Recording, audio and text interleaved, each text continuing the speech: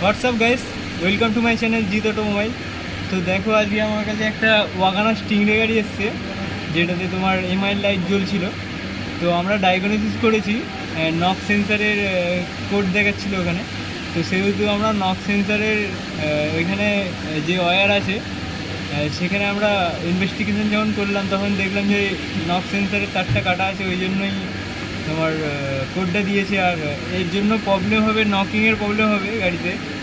তো আমরা এটা সলভ করব এবং তোমাদেরকে দেখাবো যে এইচডিতে হিস্ট্রিতে কোড চলে গেছে এবং খুব সলভ হয়ে গেছে জিনিসটা। তো আমার সঙ্গে থাকো, এটা রিপেয়ার করে তোমাদের এইচডিটি লাগিয়ে তারপরে দেখব যে প্রবলেমটা সলভ হয়েছে কি না। সলভ হয়ে যাবে।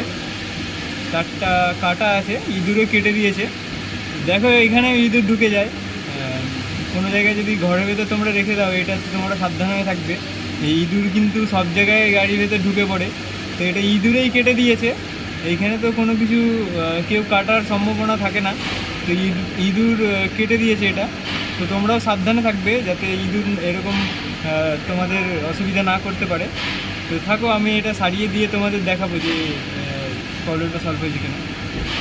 ফ্রেন্ডস দেখো, এই যে আমরা একটা রিপেয়ার করেছি, আর এরকম কাপলার হয় এইখান থেকে তোমার কেটে দিয়েছিল ইঁদুরে এখানে। তো এরকম কাপলার আছে, আমরা এইখান থেকে পিন খুলে ওটা আবার ফিটিং করেছি। এইটা কাপলার, আর এটা হচ্ছে সেন্সারে। এটা সেন্সারে গেছে, এটা হচ্ছে মেল আর এটা হচ্ছে ফিমেল কাপলার। তো যাই হোক, এটা সারিয়ে এইটিটি লাগাবো এবার এরপরে। ফ্রেন্ডস দেখো, এই যে আমরা দুটো তার আছে, এটা কিন্তু কালার মার্কিং করা আছে, একটা সবুজ আছে একটা নীল আছে। তো তোমরা যখন কোনো কিছুই ফিটিং করবে তখন এরকম কালার মার্কিং দেখে লাগাতে হবে।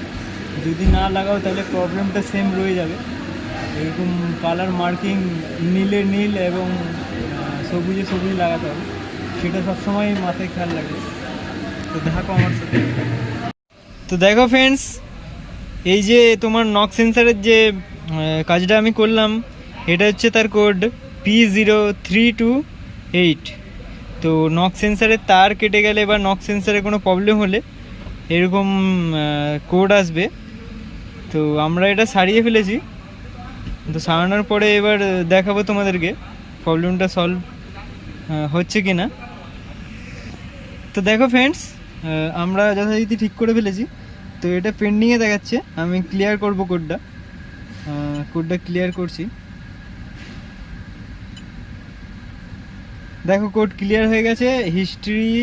হিস্ট্রিতে নেই, কারেন্টে নেই, আর পেন্ডিংয়ে কিছুতে নেই, পেন্ডিংয়েও নেই। তো আমাদের প্রবলেম সলভ হয়ে গেছে। আমি যেরকমভাবে দেখালাম স্টেপ বাই স্টেপ, সেভাবেই তোমরা এই যে প্রবলেম যদি এরকম কোনো হয় ঠিক করবে। তো থ্যাংক ইউ আমার সঙ্গে থাকার জন্য এতক্ষণ, আর আমার ভিডিওটা দেখার জন্য। এরকমভাবে আমাকে সাপোর্ট করে যাও যাতে আমিও তোমাদের সাথে সাথেই বড় হতে পারি। Thank you.